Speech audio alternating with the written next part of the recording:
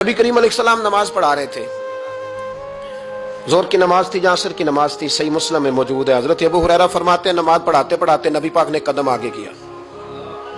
नमाज पढ़ाते पढ़ाते कदम आगे किया और यूं हाथ उठाया, फिर वापस कर लिया। अब नमाज पढ़ के ना तो सलाम फेरा तो सहाबा अर्ज करने लगे, या रसूल अल्लाह सल्लल्लाहु अलैहि वसल्लम, वो नमाज में पैर भी आगे किया तो हाथ भी उठाया, तो वजह क्या थी? अब पहला सवाल तो यह है कि आप लोग नमाज पढ़ रहे थे या हुजूर को देख रहे थे?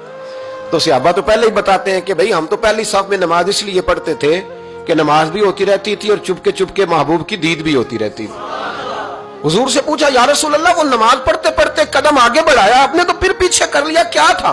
और हाथ उठाया तो फिर आपने नीचे कर लिया। तो नबी करीम फरमाने लगे, नमाज पढ़ाते पढ़ाते जब मैंने कहा ना समी अल्लाहु लिमन हमीदा, अचानक मेरी नजर उठी तो जन्नत में चली गई। नजर उठी तो जन्नत में, तेरे लिए 2-4 कदम अर्श बरी है। तो महबूब फरमाते हैं जब मेरी ऊपर नजर गई ना तो मैंने देखा कि अंगूरों का एक खोशा लटक रहा है जन्नत में। तो मैंने हाथ बढ़ाया कि तोड़ लूं। हुजूर खड़े हैं मस्जिद नबवी में और फरमाते हैं कि मैं यहां खड़े होकर हाथ ऊंचा करूं तो मेरा जन्नत तक पहुंच जाता है। फरमाया मेरा इरादा हुआ कि वो खोशा जन्नत का तोड़ लूं और जरा मैंने पैर आगे बढ़ाया ही था तो मेरे दिल में ख्याल आया कि जन्नत राज है तो राज ही रहनी चाहिए, ये राज खोल गया तो मजा नहीं आएगा।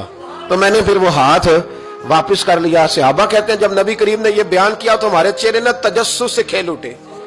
तजस्सुस से हम कोई बात और भी सुनना चाहते थे। तो महबूब फरमाने लगे, अगर मैं वो खोशा तोड़ के ले आता और तुम्हें दे देता, तुम कयामत तक भी खाते रहते तो तुमसे खत्म नहीं होना था।